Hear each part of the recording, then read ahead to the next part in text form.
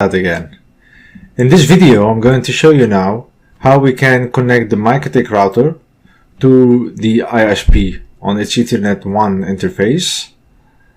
And then we have to see how we can get an IP address to this interface from the ISP. Okay, so if we want to make a look what we are going to do now, we can make a simple draw here. So we have here the ISP, that is the ISP, okay? And over here, there is a cable coming to our home to the MikroTik router. That is the MikroTik router. And the cable which we are connecting here is to Ethernet 1. Interface Ethernet 1. The ISP over here needs to give you an IP address on this Ethernet 1 interface.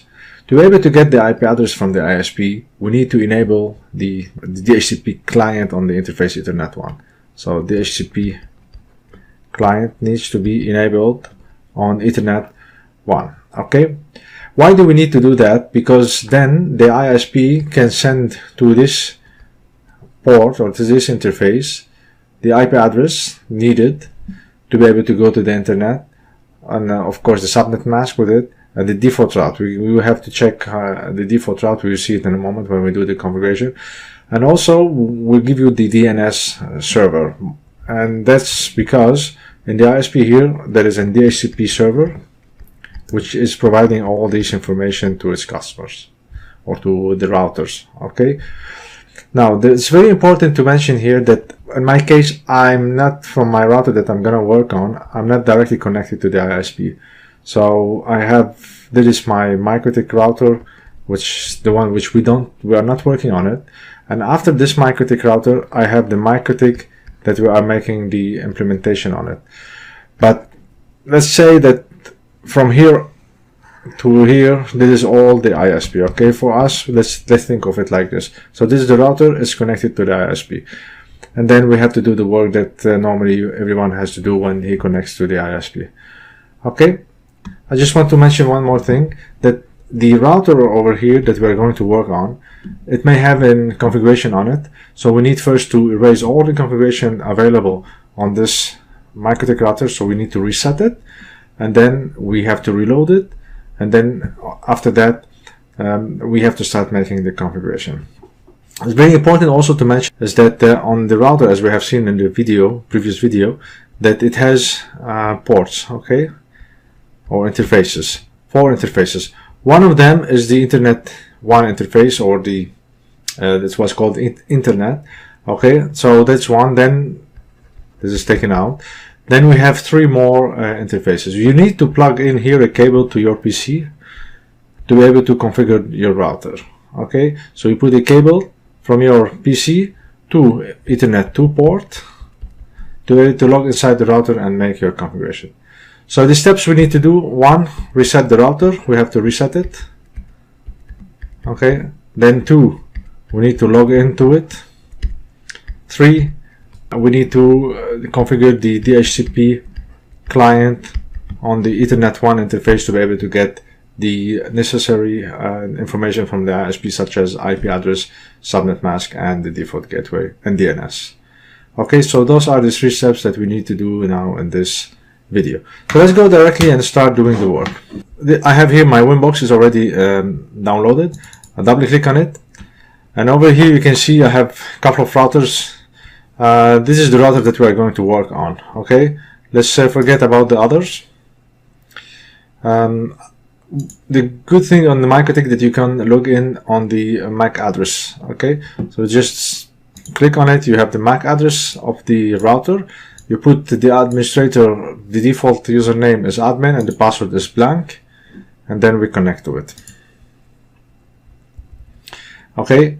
You may have some configuration previously on it. So if we look here, IP address, there is an IP on Ethernet 1, and it may have some old configuration. The best to do is we have to go to System, and then we go to Reset Configuration. I'm resetting now. That's step number 1. I'm resetting the router, and then I'll say I want to reset the configuration, and I don't want default configuration on it, because MikroTik can give you a default configuration, and in this case we don't want it. I want my router to have absolutely no any configuration on it. Okay, and then reset configuration. And do you want to reset all your configuration and reboot? Yes. We wait a little bit. So the first step here is done. We have reset it. Now we need to log in again, and then we need to do the DHCP client on the Ethernet one. Okay, let's go again to Winbox and see if the router comes online or not yet. So we have to wait a little bit more. Okay, now we can see that the router is there. You can see it has no IP address on it, and this is the MAC address, and the identity of the router is MikroTik. Let's double click on it again on the MAC address, admin and password nothing, connect. Now I log into the router.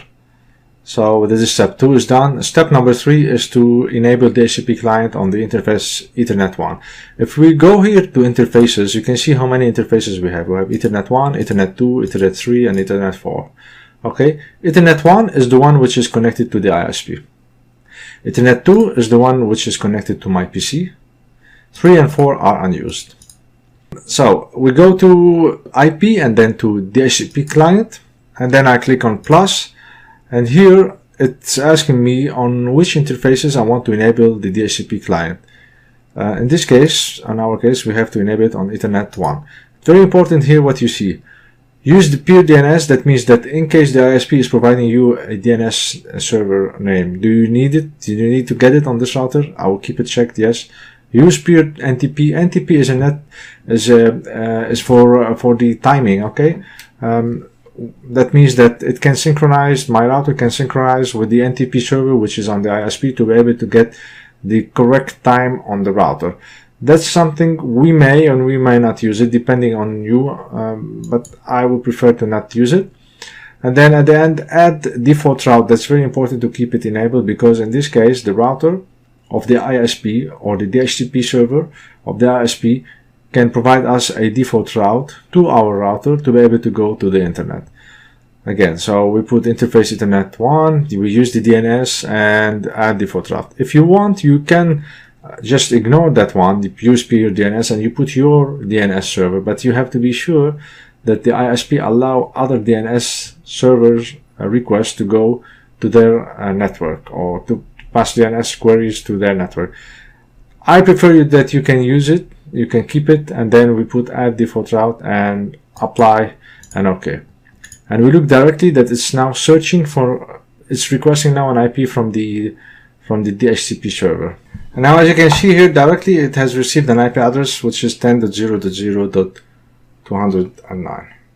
Okay, and this time my router, only my router, is able to be connected to the internet. And if we want to justify that, I can go here to new terminal and I can issue a ping google.com. Okay, you can see I have a ping coming back. You can see we ping google.com and it worked directly because we have DNS server enabled.